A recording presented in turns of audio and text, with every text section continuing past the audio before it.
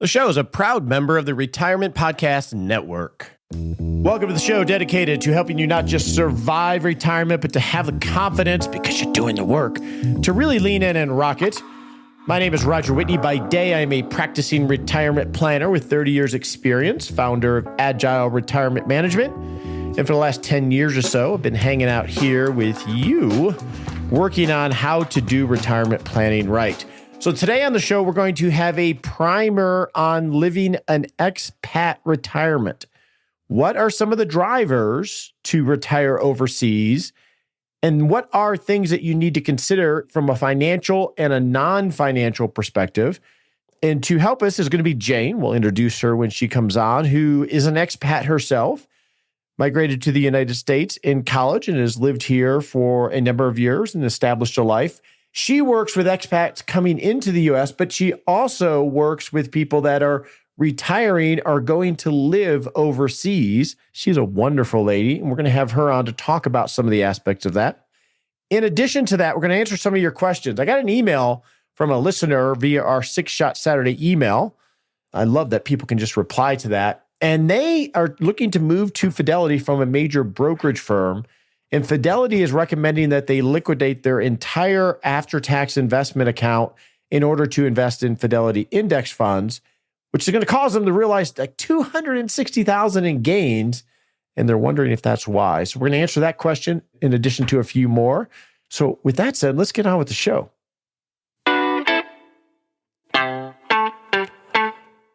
So today we're going to dive into a primer on expat retirement. And to help me is Jane Mepham from Elgon Advisors. How you doing, Jane? I'm good, Roger. How are you? Good. We've known each other off and on for a few years now, conference buddies, and have become friends. Now, before we get started on the main subject, quick question. How close are you to qualifying for the Boston Marathon? The last time I ran, I missed it by less than 2 minutes. Ooh. Okay, that's getting close. So I'm going to try again. I'm not giving up. Okay, good, good. Today, we're going to talk about retiring as an expat. And you've had a very interesting journey in leaning towards specialization here because you are an expat, except you're an expat to the United States. That's correct. And for how many years have you lived in the States? 20-something. So I moved to the U.S. in my early 20s as an international student. Okay, so we won't date you then from that It's okay. It's okay. And so you definitely work with a lot of people that are navigating becoming an expat and working in the United States, but you've inadvertently become a little bit of an expert in expatting to other countries. I've had to, because part of it also is my family is all over the place. And so to me, it's like the way of life, if that makes sense. If you tell me you want to retire to Spain, it's like, okay, fine. That's fine. So yeah.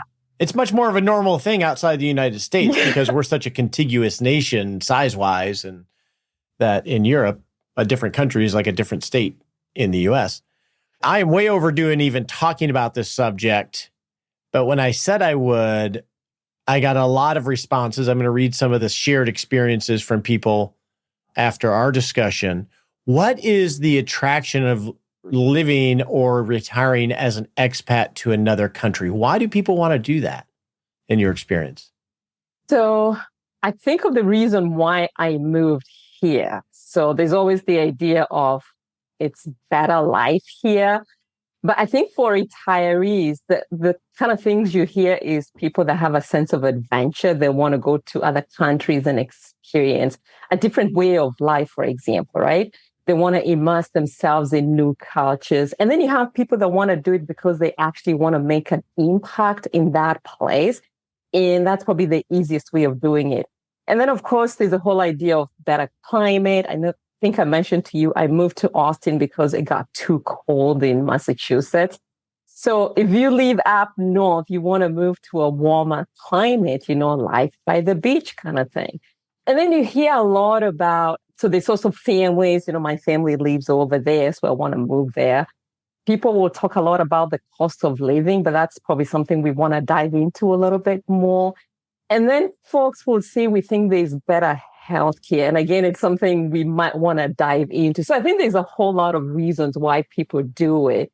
And one of the things I do encourage, and I tell people you absolutely should explore it, it's because when you've lived in a different place, you experience life differently. It really expands your worldview, which is something I feel like we're a little bit more protected in the US, if that makes sense. It does. From a cultural standpoint, you have a cultural difference from Texas to Massachusetts. And some of us might think that's actually an extreme cultural difference, but it's very different than a whole culture, different language, traditions, etc. Sure. The Massachusetts, Texas probably is much more of a similar tune, just with a different lyrics and maybe a slightly different beat, whereas living in Portugal or someplace like that is a whole nother genre of music from a life perspective. True. And that sense of adventure is definitely one of them, because so many in the US have denied themselves because of work and the demands of work. So if you have this, I might want to live overseas, and I have clients that have these desires of, how do you begin to explore whether it's really something you want to do or it's this romanticized version of something you want to do? So I'm a big believer in do a ton of research, but the best way to really experience is actually go there. I talked with somebody a while back, and I think they wanted to move to Thailand. And my recommendation was, okay, let's go to Thailand for a month, 2 months, and see what you think, see if you like it. So there's obviously a ton of research you want to do. Obviously, we need to narrow it down to these are the specific places. And maybe you start by a criteria of here's what I want the place to have. Obviously, start talking to tax advisors. But I think it's really important that you actually go for a visit and don't make it like a 2-week visit. I want you to make it something like a month visit, a 2-month visit, just to really experience what life is like. That's probably where I want to start. Probably multiple times in different seasons. Yes. Because you want to get out of tourist mode. You want to get to where you're bored a little bit. I mean, I did this with Colorado, which is a very different, and experiment. So step one is really to start to experiment, and based off of environment, culture, activities, etc. I'm going to take a step back here for a second, Jane, as I think about this. I think it's really important is to determine what is it you are trying to accomplish in doing this, and get as specific as you can. Yeah. So what's your why? Why do you want to do this? I think you're right. That's probably the first question we want to answer. Why? Why do you want to do this? If you're thinking, okay, I got family overseas and I really want to get close to this family, that's a big reason for you to consider one country versus the other. So I think it's important that absolutely we decide why. And then kind of use it as, I like to think of something like, you think of it like your prime directive. This is the reason that's driving me to do the move. I agree with you. Why? So step one is to go visit numerous times and probably visit other places as well.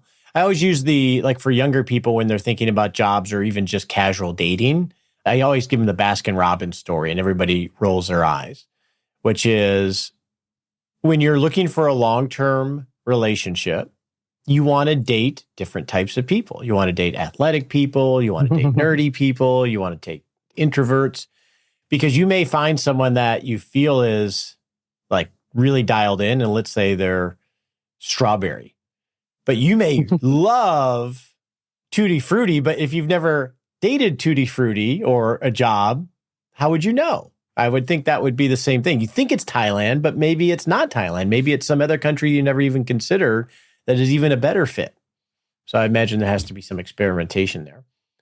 I agree. Once you go about that experimentation and you say, I think this is the place, how do you start to navigate that? So we've chosen the country. We're doing visits. So the first thing I think is get there and try and get out of the tourist mode completely.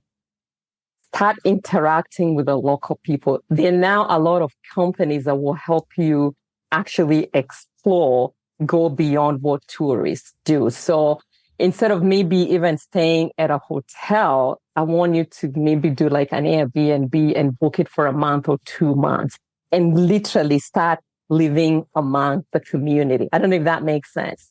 Like really try and start getting dialed in. So can you think of any of these companies off the top of your head? I just started working with somebody from Mexico. I'll see if she can give me the name of the company. Yeah, please do. But there's definitely specific companies that are now helping where they'll do tours, for example, and have you come over and say, okay, we just want to check out the place. But I think you really need to go beyond that. So instead of going to a big city, probably start looking at smaller cities and kind of just start experiencing life there. Reach out to professionals like real estate people. And I think it should hopefully be easy if you're kind of outgoing and you're just exploring literally. So one thing you might want to consider before you start doing all this is think safety, right? How do people look at foreigners when they see them in the community? Because you really want to be able to move around freely. I don't know if that answers your question. Yeah, that's definitely a big one that we don't think about in the U.S. as much, is in certain parts of the world, being an American that's moving in will be treated differently in good ways and bad. So I go to Thailand. I think this is the place I want to go. I've done my visits. I've explored the neighborhood. Should I Have you talked to people there? Talk to people there. You know, I've done that. I'm like, I'm ready to do this. In navigating that, I have my house here. I have my stuff here. Should I buy a place there? Should I rent for a year and live there for a year and keep my home and everything else? That would seem to me to be the better path because it's easily undone. Yeah, it's kind of like we say, like even when I moved to Austin, the first thing we did not do was to buy a house. So you definitely want to rent, and you'd probably want to consider short-term rentals and keep everything intact back in the US. Again, you're exploring, you're experimenting. So I would not go ahead and buy, although when we talk about ways of getting there permanently, that could be an option. But yeah, I think you want to rent for a while. Obviously, we need to figure out the kind of visas that you need, but I think that's probably what you'd want to do. And again, start establishing that community, because I think that's really going to be key. Let's go to that navigating visa. I don't need a visa to go to Massachusetts for 3 months or a year. No, you don't. Right. Not yet, anyway. No, you don't. But if you decide you're going to move to one of these countries, this is where, remember I talked a little bit at the beginning about let's start doing some research. Yeah. Every country has a different kind of visa, just like the US, that allows you to go live there. So for example, one class is called retirement visas. There's a whole bunch of countries that have retirement kind of visas. Okay. They have restrictions. For example, I was looking at Brazil. Actually, most countries, you need to be over 50 or between 55 and 65 to get that visa. A retirement visa. A retirement visa. You need to show them a certain amount of income because they don't want you to come in and not have any income. So again, like I said, I was looking at Brazil. You need something like $1,000 per person in the family. So you need to show them that you have an income stream. Some of them will want you to even have some money deposited in a bank in that country. So that's the first thing. So let's figure out what this country needs to let you come in. So that's one kind of visa. And again, every country has different requirements for getting their version of the retirement. That's why you sort of have to narrow this down, right? You do. But the good thing, though, is here's me thinking, being adventurous, I can go retire in XYZ and do it for 2 years.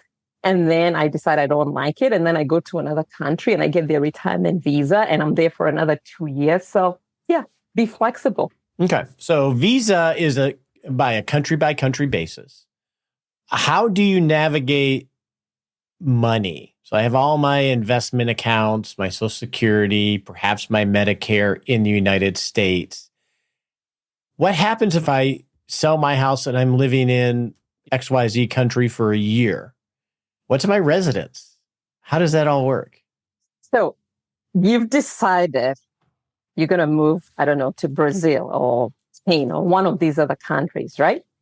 So remember the US, we're very unique in that I think it's US and Eritrea that have citizenship-based taxation. So the joke I tell is you could be on the moon, but you still need to be filing US taxes. So that part does not change, Okay. right? And now here you are, you move to this other country. Now, different countries will tax your US income based on a whole bunch of criteria. This is where the tax treaties and things like that come into play, and we can talk about that. But what you want to be able to do as you're settling in this new country is make sure you have access to your funds. So one way of doing it is literally just use your US credit card. It's kind of what I do when we travel. And then you pay it at the end of the month. So you still have your money back home. In this case, back home is the US. The other thing you want to try and do is possibly open a local bank account. The problem is not every country is very willing, believe it or not, to open bank accounts for US citizens. So you need to find the specific bank that's willing to open an account for you. And once you have that account open, because you want to have some local currency, then it's very easy to transfer money. You can do a bank transfer. You can use a company like Wise. That's kind of what we use a lot of times to just transfer your money instantly from the US account to this other account in the new country that you've moved to. Makes sense? Yes. And then if you're in a bigger metropolitan area, can you just use one of the multinational banks like a Chase or yeah. Okay. Yeah. So that's probably what I would look for. But you got to find not all branches are willing to deal with US citizens. So you need to find that particular branch that's willing to do that. And this is where I know we talked about finding your community, but also finding online communities of like US citizens that have retired to that country. And there's a whole bunch of them on Facebook. Yeah, I think this is actually an area where there is a lot of self-organization that if you're thinking of living in Portugal, my guess is you could find a community of expats that share ideas and you can ask questions doing that. Because it's so country specific, it sounds like. That's probably the number one resource to start hanging out and listening. Yeah, I'll probably start there. And then whatever I get, then I'll check with like tax advisors and things like that. Yeah. Which is still hard from a tax advisor standpoint, right? So if I'm going to live in, say, Brazil, do I maintain my state residency from where I left? Like I live in Texas, no state tax. If I go live in Brazil for 3 years and I sell my house and everything else, do I just don't have a state, I guess? No. So we talk a lot about moving your right to states like Texas, because you'll always need that home address. So we'll have folks that want to move from like California to Texas because we got non-state taxes. But you need to figure out what the new state, I mean, we're in Texas, so we should be okay, what the new state wants you to have to show that you are a resident of this state. Yeah. California doesn't like to lose people. And so they kind of want to hold on to you. I think and New York is the other one that really wants to hold on to you. So one thing as part of your preparation is literally to move states. Okay. And when you move states, you need to establish residencies. So like maybe get your driver's license, register to vote, and like really show some ties. Because when you file your US taxes, which you have to keep doing as long as you're a US citizen, you'll always need to file some sort of a state tax. So that could be one way of doing it.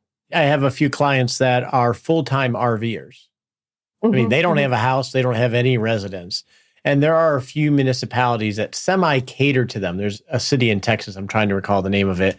There's an agreement where people won't vote in local elections, et cetera, but that's their residence for everything, even though they're never actually home because they're nomads, for lack of a better term. I love that. Okay, so visas are specific to country. And depending on how long you want to stay. And I'm assuming those kind of retirement visas have restrictions that are bespoke around whether you can work in the country and how many hours are you? Actually, most of the retirement visas say you cannot work in that country. And then most of them will have other restrictions like you cannot be out of the country for more than 60 days. But you're right, there are restrictions on what you can do on that visa or not. And maybe we should talk about another different kind of visa. Sure. The investment visa. I don't know if you're familiar. I am a little bit. I think Portugal has somewhat attractive rule. I've had that conversation before. Yeah, but now they're changing it. But essentially is you're going to go invest in this country. So Austria, which is so interesting, says invest as much as it will make an economic difference. And they're not giving you an exact number. Other countries like, I think Panama, it was something like maybe 400-500K. So you can make some type of investment. Once you make that investment, they end up giving you the permanent residency, which again is different from the visa. And at some point, you could turn that into passport. So that's where you hear a lot of second passport kind of situations. That's kind of where that comes from. Okay.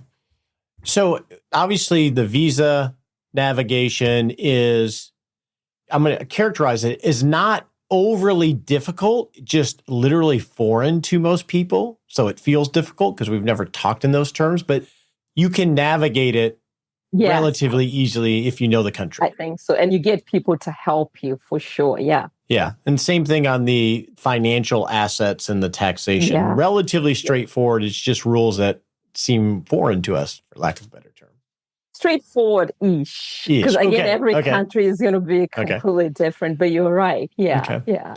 What other considerations from the financial or logistical part do many people forget about or they need to make sure they think about? So the financial part of it is as soon as you put a foreign address, as soon as you put a foreign address on your U.S. custodian or brokerage account, a lot of U.S. firms don't want to deal with U.S. citizens abroad. So what they'll do is they'll probably just go ahead and close your account. They may give you a month to transfer all your assets elsewhere, or they put restrictions on it. So you can't really make changes. You can't rebalance. You can't do any of that. You can buy, but that's about all you can do. So if you're thinking about making a move, you really want to start considering where your money is housed. So, meaning like Schwab, a Fidelity or a Schwab or a Merrill Lynch or something. Okay. Yes. So Schwab and Interactive Brokers are probably your best bets. Alternatively, depending on the advisor you're using, places like Tajing and places that you can't get to on your own would be options. So that's definitely something you want to keep in mind because you want to make sure, obviously, you can get your money out. So that's the financial part of it. And then in terms of when I think accounts, different countries, again, depending on where you end up going, would tax the accounts differently. This is kind of what I alluded to when I talked about tax treaties. So we all have the Roth IRA and we're doing the conversion and, orders and things like that. But there are some countries that don't recognize that that's a tax advantage account. And so if you're moving to a country like that, I'll probably say, okay, maybe we need to stop doing the Roth conversions and just leave all your money in the IRA or the 401k kind of thing. So you want to give yourself time to kind of investigate some of this. That makes sense. It totally makes sense. Okay. When it comes to Medicare and financial, how does Medicare interact internationally if I'm in Brazil? If you're outside the country, you can't use it. Okay. So there's no... But you should sign up. Because you may come back. Yes, sign up. And then when it comes to Part B, whether you want to pay or a supplemental, whether you want to go sign up and pay it even if you're not using it so you don't have to go through underwriting when you come back in some way. Okay. And then I imagine one issue is going to be just exchange rates. Yes, absolutely. And sometimes there's not much we can do about that. It's what it is. And that's why ideally you want to think about, I want to spend my money both in US dollars and whatever this other country is. And that's where even just how you invest makes a difference. But at times, and there are, again, organization banks that could give you preferential rate, but a lot of times it's what it is, which I know kind of sounds weird, but. And that's why the credit card, usually that has a good, efficient way of doing it. Yeah. And so what I say is what you want to do is when you're going to use your credit card, you want to pay in the local currency. That ends up giving you a good deal. And then if you use companies like Wise, like I mentioned, they give you better rates than doing a direct. Now, what is Wise? I am not familiar with them. So what is that? Oh, so Wise, I want to call it like an online, it's not a bank, but like a Venmo type of thing? It allows you to send money back and forth to different countries. So I log into Wise and I'm like, okay, I want to take $1,000 from my US bank. I want to send it to Kenya or whatever in this account, and it almost happens instantaneously. Okay, we'll have links to some of the resources that are mentioned in our 6-Shot Saturday email that comes out every Saturday morning. So that way you can grab these if you want. Moving to more the non-financial. There's a lot of financial, and we could go down rabbit holes in a lot of different areas. Anything that we need to make sure we mention before I move? Yeah. So another financial thing is once you get there, whatever there is, do not be tempted to invest in. You can invest in the stock market there, and you can invest in different things. But there's something called a PFIC. I don't know if you're familiar with it. I am not. Passive foreign investment company. So any foreign-based or foreign-registered mutual fund fall into this. I know I just said we want to invest globally, but do it through the U.S. mutual fund. So if you invest, I don't know, let's say it's Denmark version of the global whatever something index, they end up being taxed punitively is really just a way to put it. And it can be a real mess. So even when people move here and we look at their accounts and they have some of these things, you typically will advise them to try and get out of some of those if they can. You can invest in single stocks, but don't invest in some of those. I almost want to call them toxic investments as far as the U.S. folks are concerned. Yeah. So the key is even if you think you're going to live, even if you think you're going to live there for the rest of your life, still don't do it because you might not. And if you decide not to, you're really going to have some tax issues. Yeah. Talk to somebody before you invest in some of those, I think is really what it comes down to. Or your heirs will, right? Or your heirs. If you do live there for the rest of your life, whoever inherits that is going to have a whole different journey, I would imagine. Yeah, but it starts with you. Yeah. So if you have, like I said, a foreign registered mutual fund, IRS says it takes 40 hours to complete the forms that you need for this. Okay. Yeah. So just don't do it. Let's just say that's how bad they are. Okay. I agree. Okay. And then you need to think about like some estate planning. Again, to me, this is still financial. A lot of trusts would do as trust in the US are not recognized as trust in a lot of these countries. Some countries have a wealth tax, so you need to think about that. Some have an inheritance tax versus an estate tax. So based on how much money, your assets, the places we miss, maybe not yet. So yeah.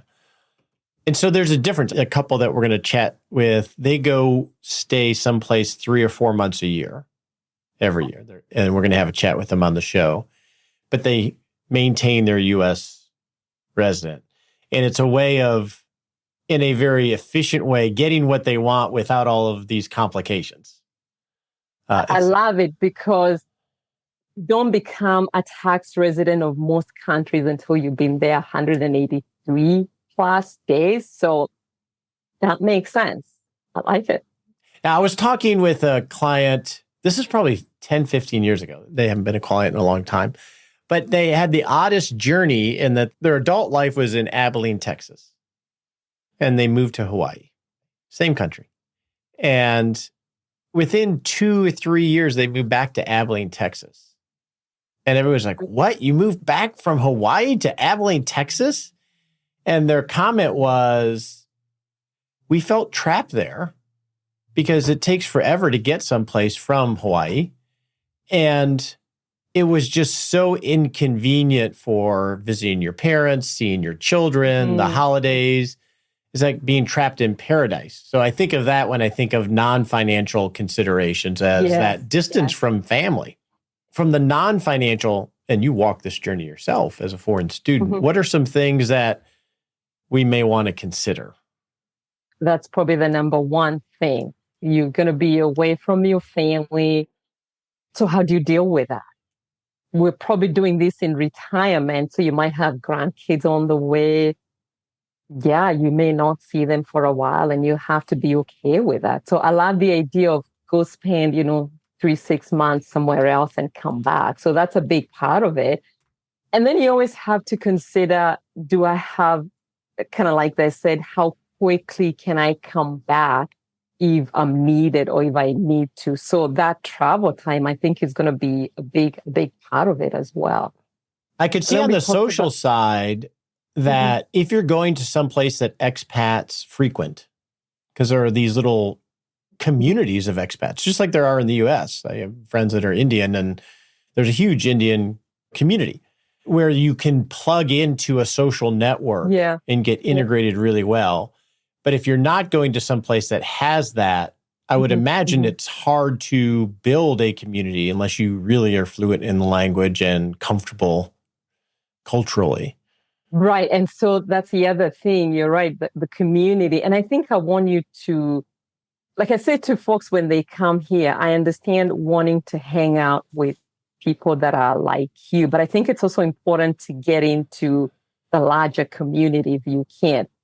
But I think language is obviously going to be a big deal. If you can't speak the language they speak, that's a challenge, to say the least. Even if they speak English, it changes the relationship. I know when I've been to Cuba, and when they discovered, a friend of mine, Jamie, that he spoke fluent Spanish, they just lit up because they didn't have to struggle with their English words. They were able to speak in their language. Right. And then just finding, I guess, I know where my HEB is, for example. Just figuring out those little things, figuring out where to find doctors and all that, I think, is definitely a challenge. Probably the most important question from that, I think, Jane, is how quickly does Amazon Prime deliver here? Like where I live, it's same day. In Colorado, it's 2 or 3 days. And they're like, what? I don't get it the same day? That's crazy. And then you have other places where they don't make it. So that would be an issue. As we've gone through a lot of these considerations, and this is a wonderful primer, and I'm so blessed that you're talking with me because this is not my area of expertise, nor do I want it to be, is all of this is really doable. Yes. It's just different and it takes some navigation. But I want to go back to what we talked about at the beginning. Really define what is the output that you want from doing something like this, right? Because perhaps you can get the output without having to go, meaning, the experience without actually having to go move someplace else. I think of, you don't have to buy an RV, you can rent an RV. How could you recreate the experience? Because if you want to recreate if you want it to live somewhere as an expat, wonderful. You can figure this out, but it's going to just take some work. But I would imagine a lot of us, when we dream about these things, what are the low resistance ways of gaining 80% of it without having to deal with a lot of the complications, et cetera? Is that a fair statement? Maybe. Oh, okay. I mean, do you want to restate it again? If you're thinking about retiring as an expat and living internationally, I think you really want to define what it is you want to accomplish to see if you can achieve the objective without actually having to go live somewhere else and you make a dramatic move. Okay. I think you can.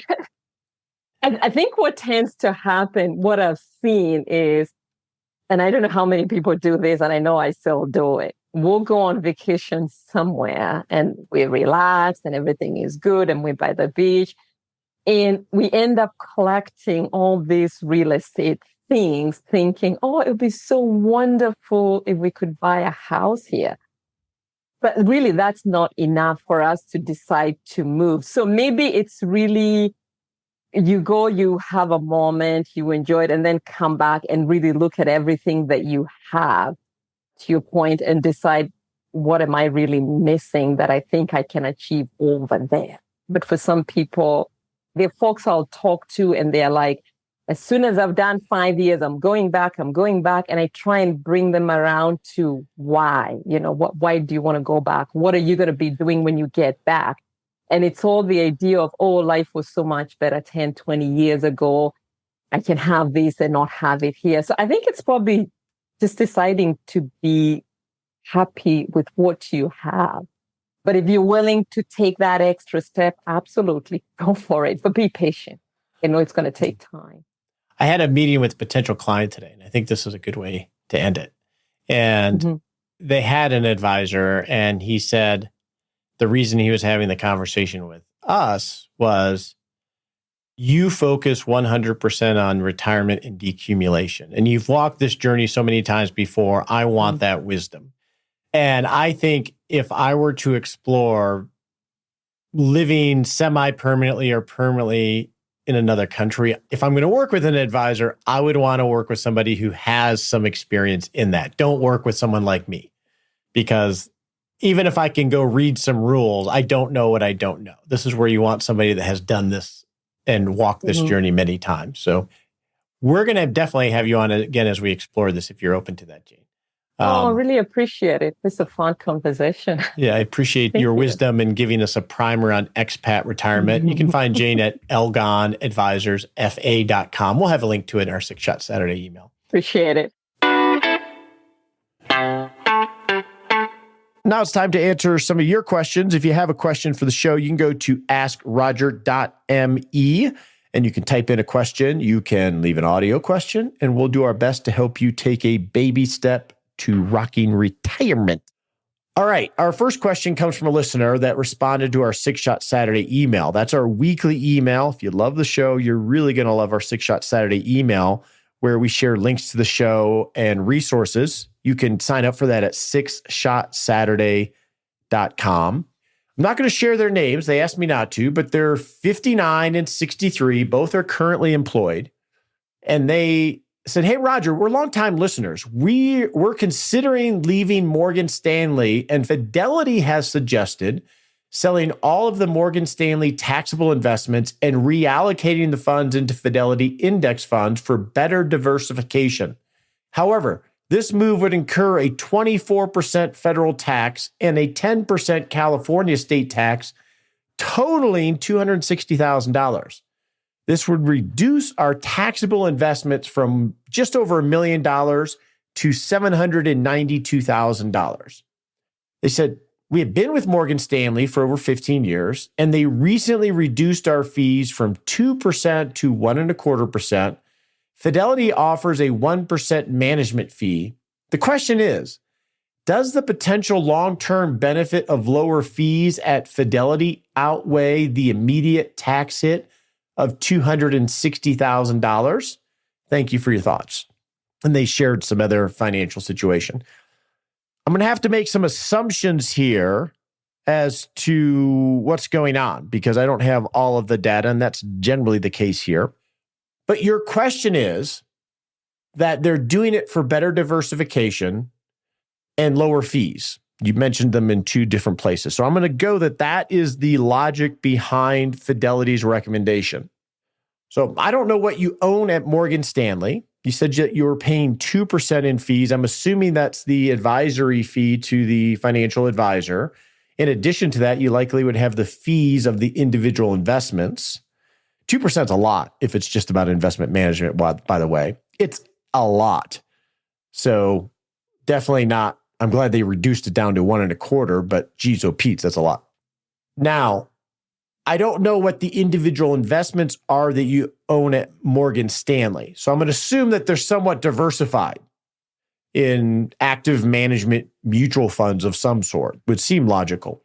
So if Fidelity is recommending selling all of those funds, essentially selling about $1 million, incurring the long-term capital gains tax and leaving you with about $972,000 in order to provide you greater diversification and to lower your expenses, If that's the rationale, I'm not sure that that is the best strategy. And my understanding of Fidelity's advisory platform, where they charge the 1%, is that you go into model portfolios within the Fidelity ecosystem. And I've seen these portfolios be like 15, 20 mutual funds or index-based mutual funds, and then they rebalance on a systematic basis and maybe do some tax optimization on the side. My guess is that that is Fidelity's structure, and they wouldn't take the Morgan Stanley funds for the 1% fee because everything they want is to go into their model portfolios. Again, I'm making an assumption here if you're working directly with Fidelity.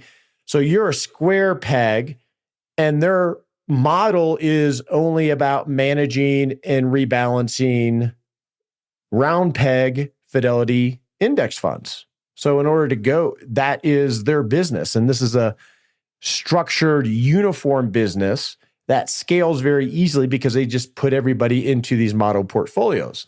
Again, I'm making a lot of assumptions here because I don't know your situation. But let's just step back on the diversification. If you have a lot of diversified Morgan Stanley funds, there may be some opportunity to better diversify by moving to other funds. But I don't know if you need to do that in one fell swoop to incur over $250,000 in capital gains, whether there's enough meat there to do. I don't have enough information on that. Now, but let's talk about lowering the cost. So you're at Morgan Stanley. I'm going to use some simple math here. You have $1 million, let's say, and they're charging you 1.25%, which they lowered. So that's what, $12,500 a year. Let's assume that you're in diversified mutual funds and they're active managed mutual funds. And internally in those mutual funds that the advisor is managing, the average fee of those funds is 1%. So you're paying 1.25% to the advisor, you're paying 1% to the internal mutual fund. So on that $1 million, you're paying about $22,500 just for investment management and the advisor. That's a lot of money. It's probably way too much money if it's only about investment management. So maybe those fees could be lowered.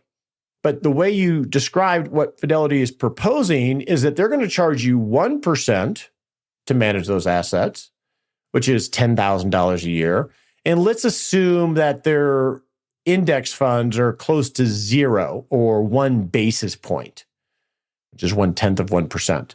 That's about $1,000. So let's say all in at Fidelity, $10,000 for them to manage the model and you to have a CFP to call, plus $1,000, some friction costs within the Fidelity ecosystem of index funds. Your annual fees would go from $22,500 to $11,000. That's a significant reduction in paying for advisory expenses. Yeah? It's a difference of what? $11,500 a year. Yeah, lower fees are better if you're not getting value for it. But should you sell all these after-tax funds in order to simply lower fees? Well, to divide $260,000 as a capital gain by the $11,500 a year you would save, it would take 23 years to recoup the taxes that you paid on all of these long-term funds. Now, it's more subtle than that because at some point, taxes will have to be paid on those long-term capital gains, assuming that you sell some or all of them in order to fund your retirement. You said you're still working, you're 59, 63. But I question whether using such a blunt hammer and doing it all at once only to save fees and maybe get some better diversification is really the best way to do it.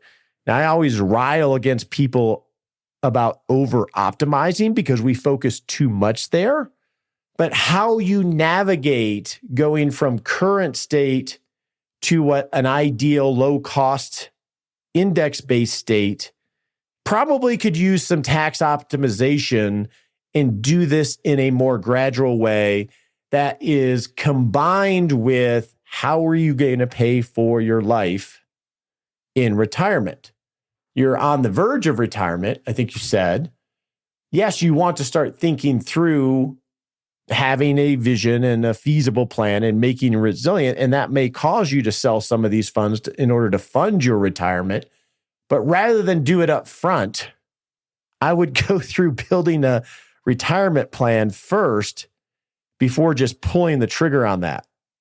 Based on what you told me, greater diversification and lower fees, I don't think this makes sense. I bet you, well, this is my judgment. My judgment is that the recommendation to move from those funds into the Fidelity platform and all Fidelity funds has more to do with that's their system and everybody has to fit in their system than it does what is the best course for your retirement plan. So I'd be cautious about this. And before you sign up with Fidelity, maybe explore other options that can be more bespoke to your actual situation. This doesn't seem right to me. Our next question and comment comes from Marlene, pondering the 4% rule. Marlene says, hey, Roger, I recently saw your article discussing how the 4% withdrawal rule may not be enough for some people. Actually, Marlene, I don't think it's right for anybody. While listening to your recent podcast, you discuss how we shouldn't plan for tomorrow, but live for today. I'm paraphrasing. I think we need to plan for both. We need to balance between those. I've always believed that the time is now. My husband and I are in our mid-60s and still in relatively good health. So now is the time to take advantage of things we want to experience. So this got me thinking. We both have very small pensions, and my husband is collecting Social Security. I am waiting until 70. We are also withdrawing from our retirement savings. I checked the amount of our withdrawals, and it's just under 3%. We are debt-free and have more than enough money to live on each month. We have no children, so no one to leave money to. If we were to increase our withdrawals to even 4%, what do I do with the extra money? I have always wanted a second home, but not sure if that is wise. Do I take a large chunk of cash out of the retirement fund, or do we take a mortgage? We would like to enjoy the money we work for. How much do we keep for what ifs in the future? Hope this message makes sense. Marlene, it definitely makes sense. And I commented a little bit on your comments. I'm not a big fan of the 4% rule as a planning tool. It's a good heuristic when you're farther out and wondering how much to save. But when you're in retirement, I actually think it's a horrible way to plan a retirement, because it is likely that if you use even a 3 or 4% rule, it's likely you will end up dying with way too much money. And as you said, you don't have any children, it's your husband and you want to use the money to create a great life. So then how should you approach this? So I don't really know if you should increase it to 3 to 4%. I don't even think that model is a proper planning tool. What I think you should do is, in your situation, because it sounds like you're likely overfunded based on your comments and what you shared, is to build a plan that will fully fund your base great life using your pensions, your Social Security, and your assets. So build a plan that you have high confidence will fund your base great life. That base great life. So what do I mean by that? That is not rice and beans, but that's normal travel, all the household expenses and taxes, et cetera. The fact that you're going to have to buy cars periodically, a good life without all the extras. So start with building a plan that is highly feasible to fund that. And that will back you into how much money, how much of the assets you have to fund that base great life you need. And if that amount is less than the amount that you actually have, the excess, in theory, could be spent today. It could all be spent in day one, or it could be spent throughout your retirement based on the flow of things that you want to do. So you could start off by building a highly resilient plan to fund your base great life, and then identify the money that basically you oversaved, that you could siphon off and give away in one day, theoretically, and still have a base great life. Now, I wouldn't siphon that money off, but that will give you a sense for how overfunded you might be. And then you could explore, well, what if we did extra travel? What if we did extra giving? What if we did a large VRBO rental every year? Or in this case, what if we purchased a second home? Now, a second home is a much more permanent thing than extra travel, right? It's a little bit harder to undo that decision. So you'd be a little bit more cautious with that. Don't get into whether I do a mortgage or not. Currently, if you're thinking about a second home, let that be down the line a little bit. But then you can add these things on and test whether they're feasible. And then you can also test whether they're really something that's important to you. But my big message here, Marlene, is I would rethink how you're planning for retirement. I would not use a percentage rule, whether it's 3% or 4%. I would build a bespoke plan by identifying how much it costs for your base rate life, confirming that it's feasible using software, making it resilient in your cash flow planning and allocation, and then figure out what you want to do with the excess. I would not use the withdrawal method that you're using because I think it's going to lead you towards having way too much money at the end. Now, as an aside here, Marlene, for those that are blessed to be overfunded, it comes down to how much do I enjoy today and how much can I be okay later on?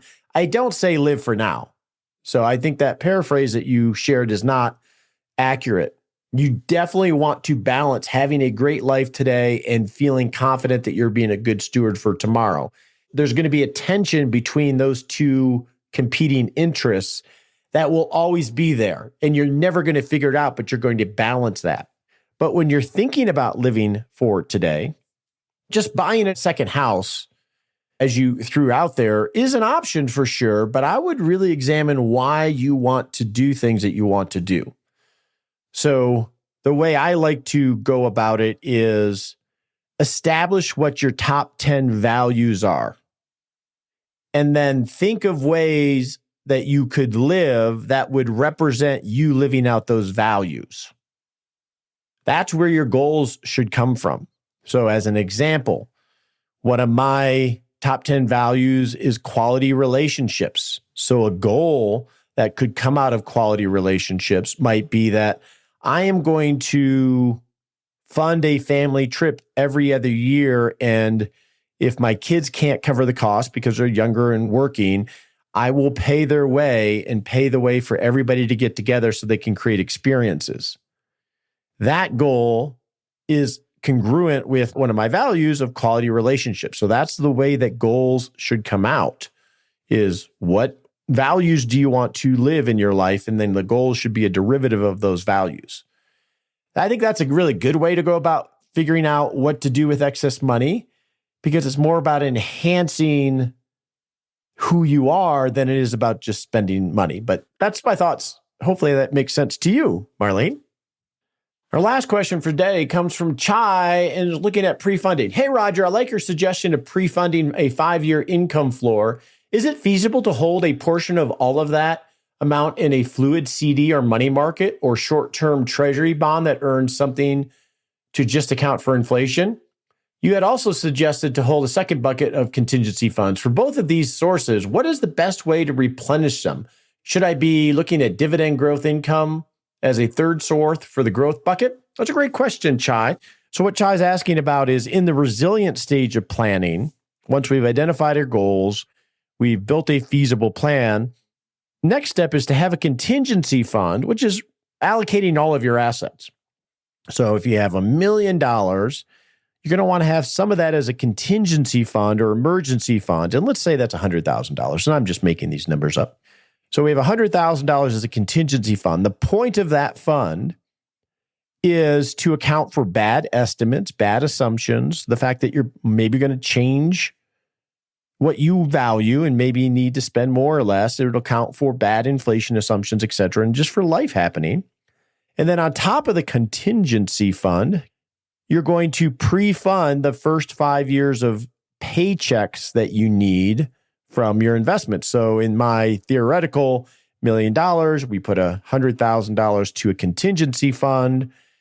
And let's assume you need $100,000 each year for the first 5 years. You would have another $500,000 that would be allocated and mature roughly when you need it. So if you need $100,000 in 2 years, you would have something safe that would mature right before you needed to pay yourself your paycheck. You're pre-funding your paycheck. And what Chai is asking is, what did this money go into? Well, the key attribute of these investments for these two buckets are going to be, number one, this is by priority, return of your money by a certain date. So it will mature, your money will be paid back, and you know the exact date that you're getting the money back. That's the attribute of a bond or a CD, etc. And then second objective in order of priority is you want to earn interest and be paid so you can be a good steward of that money. So in the contingency fund, we're likely going to use money markets or CDs or something that you can get readily quickly for cash in case of emergency. And then for the 5-year income floor, you could use CDs, you could use treasury bills, you could use individual bonds, you could use individual multi-year guaranteed annuities, etc., as long as they mature in the timeline that you think you're going to need it. Now, Chai, you mentioned, well, could I just own CDs or money market? Or do I have to build it out year by year? No, you don't have to build it out year by year. You could keep it all in a money market if you wanted to. Now, how do you replenish this? A year goes by, and now you have a 4-year income floor, not a 5-year income floor. Well, the first thing you're going to do, and this is what we're doing in the club right now, is you need to reassess your entire plan because likely your spending goals have changed, right? You have inflation that's higher or lower. You have spending patterns that weren't quite what you thought they would be. Perhaps you were planning on a car next year, but it's actually going to be 3 years from now. So step one is to reassess your entire spending plan to align with what actually is happening and what your current preferences are.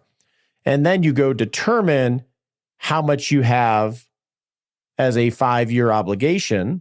And then you go through a rebalancing plan to rebalance all of your accounts in order to either have a 5-year income floor, or you decide you prefer to build it out longer. So you build it out longer, or maybe you build it out a little bit shorter.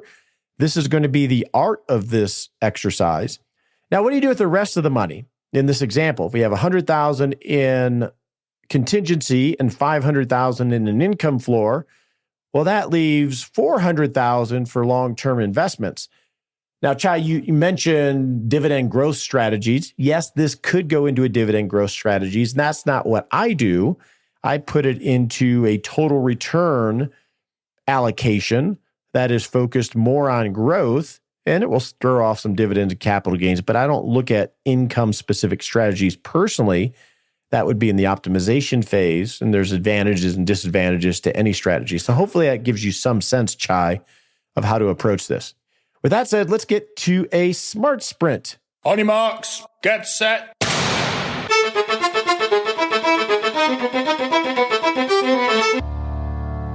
Now we're off to set a baby step you can take in the next 7 days to not just rock retirement, but rock life. All right, in the next 7 days, I want you to examine the advice that you're getting. And if you're doing this on your own, I want you to examine your process to make sure that you're allocating assets in the context of your actual retirement plan. For decades, if you've been in the accumulation stage, we haven't had to have a purpose for the dollars other than grow, grow, grow, grow, grow. I'm saving, I'm investing, I'm trying to ignore the markets and let time and markets do its thing. If you are within 5 years of retirement, or if you're in retirement, having no purpose for how every dollar is allocated no longer makes sense. You should have a purpose for every single dollar and how it fits into your retirement plan. You should have your contingency fund, know exactly what that money is.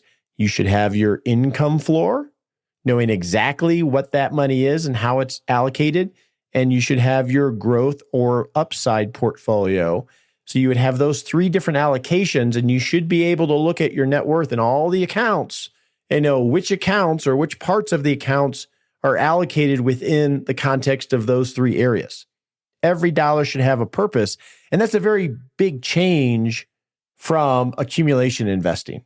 Because we're at retirement or in retirement or near it, now we got to start assigning purposes to dollars so we know how we're going to pay for life. So reevaluate the advice that you're getting. If it's not in the context of your overall retirement, question the advice that you're getting and maybe reset that with who you're working for or look for someone new.